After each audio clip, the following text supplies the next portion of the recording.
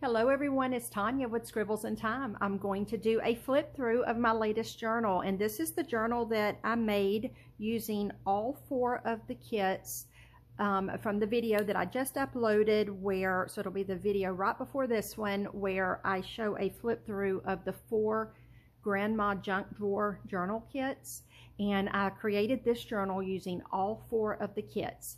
As I do this flip through, I'm going to try to keep it as fast as possible, and I will describe things that are from the kits that I might have used in kind of an unusual way. However, for the most part, I explain the different options when I do the flip through of the kits. So if you have any questions, just let me know. My email is scribblesintime@gmail.com. My Etsy is also scribblesintime. And all of my links will be below. And this journal, as of right now, is available. I do have a little bit of a wait list of people who have asked about it from when I posted a picture on Instagram. And yeah, so if it doesn't sell, it'll just go in my collection. But by the time this video posts, it may be sold. I'm not real sure, but I will go in and mark it as sold if it is. And otherwise, just reach out if you have any questions. So let's get started. The cover of this journal, well, first of all, I will say I made a very wide spine for this journal because I knew I was going to be using all 4 kits. Now, I do like to try to design my journals to be like a tabletop style, not something that you slide into a bookshelf. And I say that because it's almost impossible with all of the embellishments that are on the top of the journal to actually be able to slide something like this into a bookshelf. With that being said, I know I made a 4-inch spine on this journal, and by the time you add on all the stuff that's poking up, we're about 5 1/4 inches high. So it's almost the size of like a box that you would sit out on a table, and that's almost what I think of it as. If you could see it in person, the dimension of it's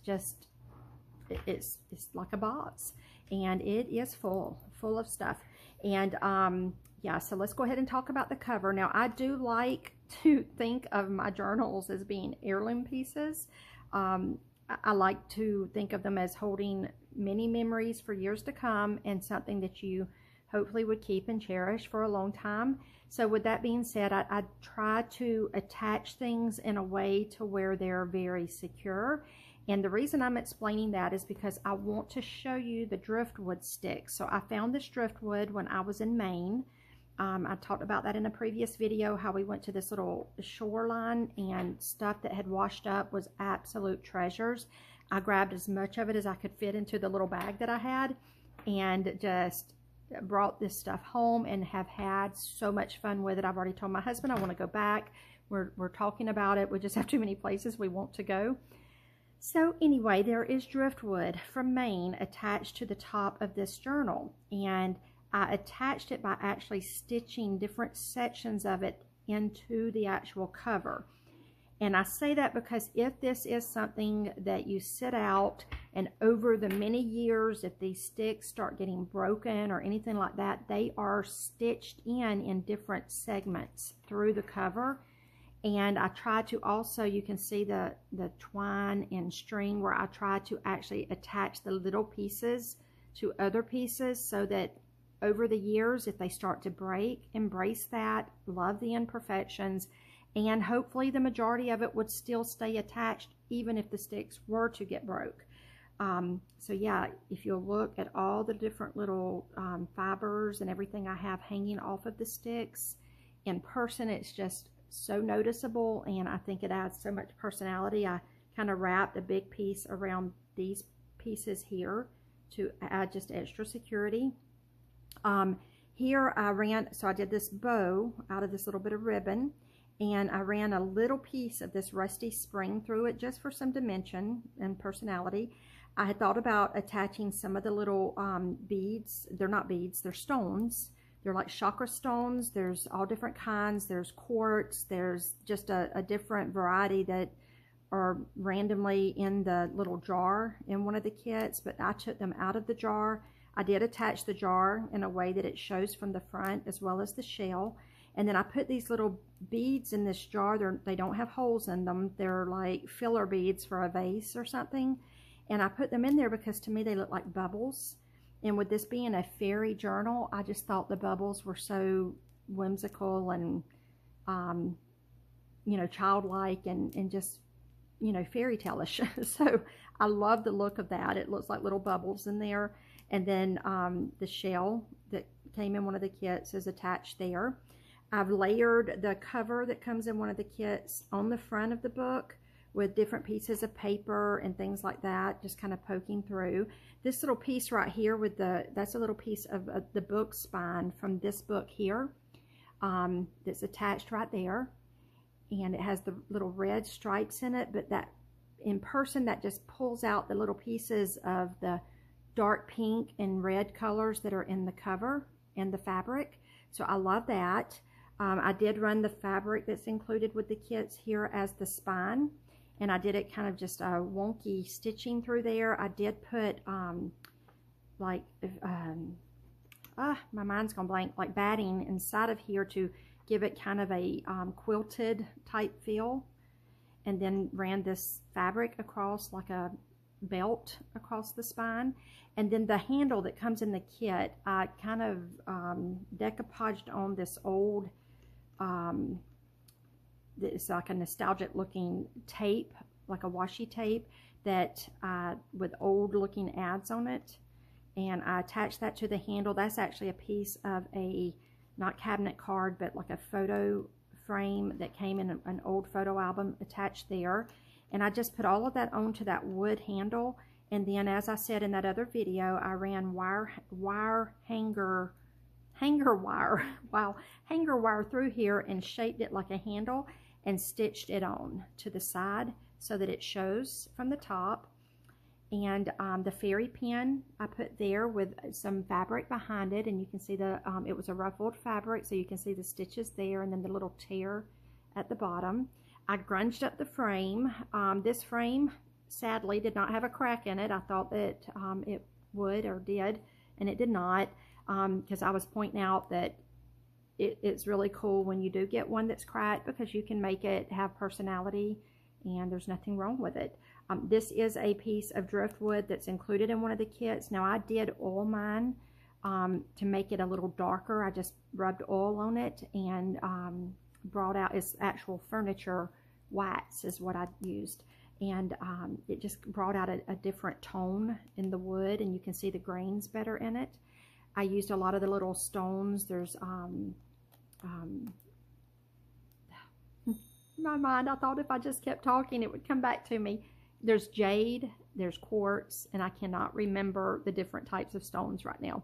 Anyway, I've attached them here onto the driftwood and then onto the top part of this lace with some gold toned wire.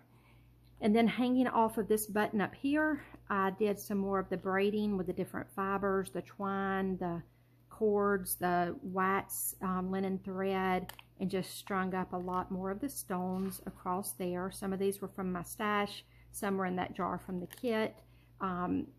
My kit that I actually pulled only had, I think, 4 stones in it, and there's just different ones as I was filling up the jars. Some have more than others. It's just kind of the luck of the draw on that. And then, let's see, the pins, I did end up using them the way I said when I was showing them in the kit. However, I didn't use them on a page. I actually layered them in between all these book covers so that it looks like they're kind of like a tab poking out. And then some more grungy paper back here, and just really grunged up the front. I think that pretty much describes everything on the front the best that I can. Stuff that shows from the front, I will kind of point out as we're flipping through. But yeah, the spine. And then the back of the book is actually the front cover of a book. I just felt like the artwork was so pretty. It was created to be a front cover, so I felt like it was deserving to show. And so I used the back cover of the book here, and then the front cover on the back so that you could see it. And it's one of the Waverly novels. I believe the copyright was late 1800s, but I can't remember. You can look it up and see. And I should have done that before I filmed and forgot. But anyway, so that's that. So we'll lay the journal back down. You can hear the keys down here kind of hitting the table. Measurements, like I said, 5 1/4 as far as the height of it. It's somewhere around, with all the stuff poking out, it's somewhere around 8 inches. And then with all the stuff poking out, where it's somewhere around like 11 inches height-wise. So yeah, this would go on a table very much like a box would sit on a table. And then as we flip the journal open, I did a writing journal here in the front, and I can't say I boiled this journal, but I practically did. By the time I was done with it and baked it in the sun, it is about as grungy as you can imagine, but it is still very usable. There's little dots that help you keep a straight line as you're writing, which is awesome. I hinged all the pages with just tape, and that just buys a person time so that over the years, if the pages do ever start to pull loose, it buys you enough time to go in there and reinforce them. But hopefully, you know, that will not happen for a very, very, very long time, because I definitely reinforced it very well. I did attach these little tab pages in here so that from the outside you can see little tabs kind of cascading down. I've got to take a swallow of water. I have been outside with the dogs and it is hot.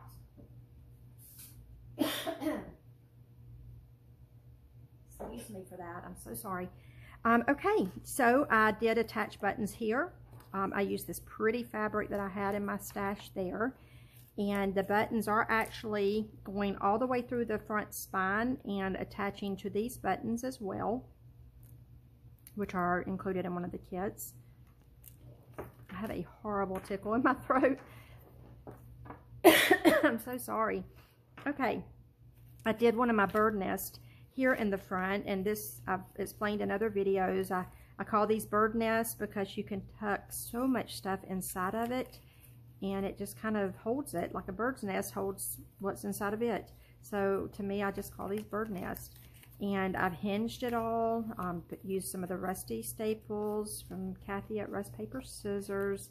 And yeah, I hinged the pages in here, and it's just kind of a cool look to me. The front page here, I used the crocheted piece that came in one of the kits, and I let all of it kind of hang over so that it shows. I used the green striped fabric and reinforced it with paper and a little piece of that lace trim that I showed in the kit there, and created a tab that shows from the front when the book is closed, like so.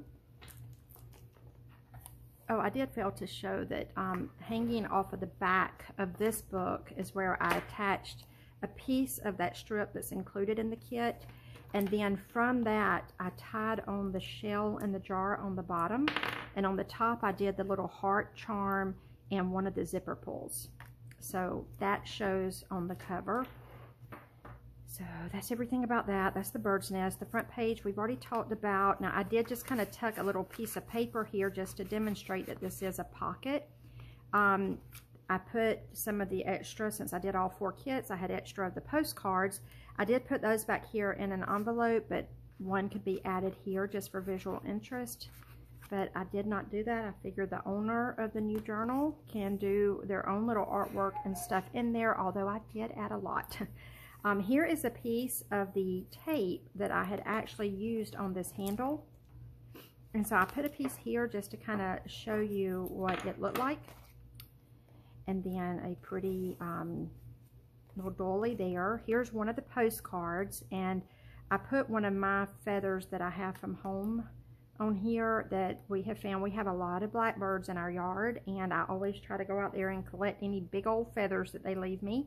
And so that's what that is. And it is amazing. If you ever will research how smart blackbirds and crows are, I love them. I think that they are so cool.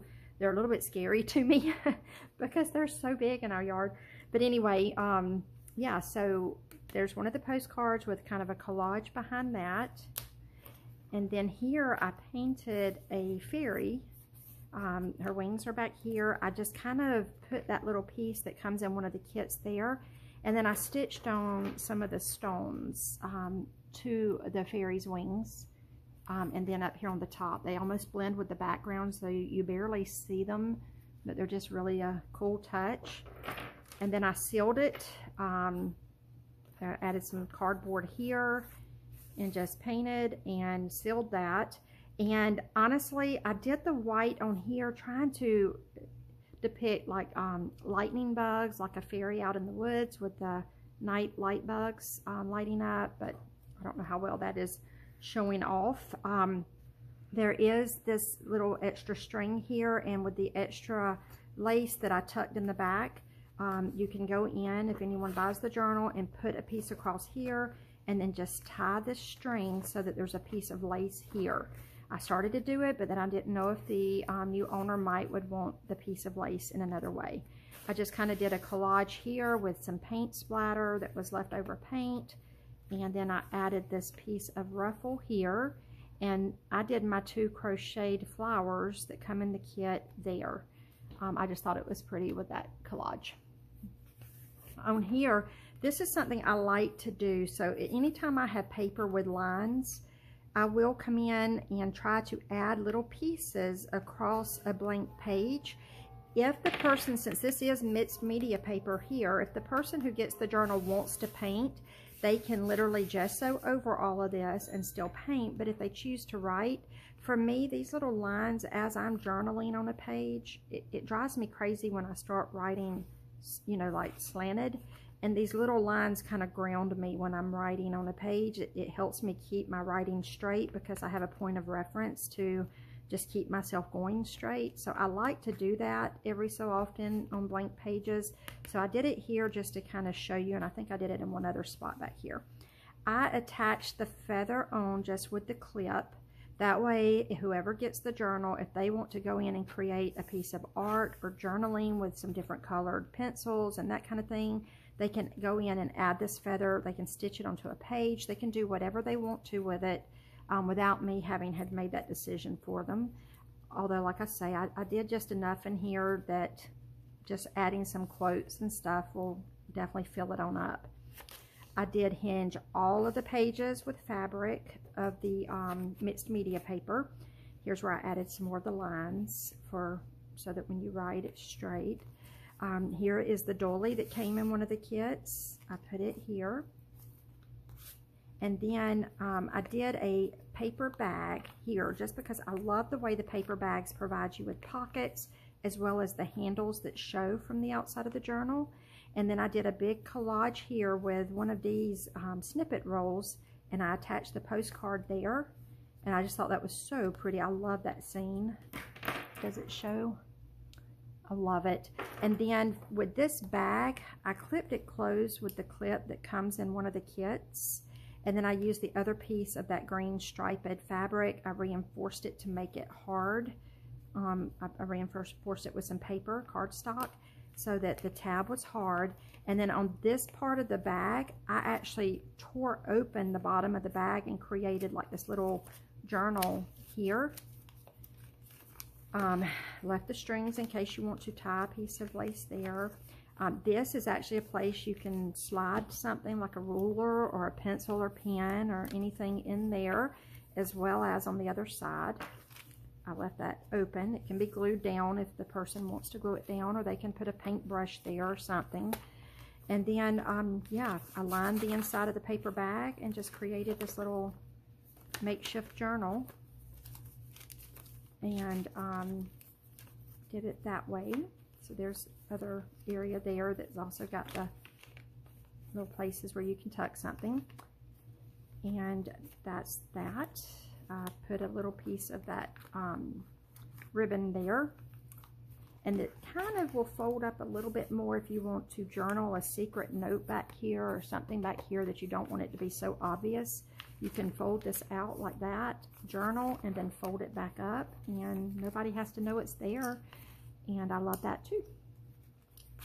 All right, so there's that. I'm hoping I'm not leaving anything off because I really am trying to go fast. Okay, this is just the fabric lined, and then I put my clip with all of the keys on it right there. I think I took one key off and hung it up there on the front, but that's the way I chose to do mine. So that's what you've been hearing clinking around. Now I put my gold leaf pin right there, like that, with this beautiful eyelet ribbon running down that page. And then on the other side of the bag, which is this, I lined the inside, and then I put my pouch in here.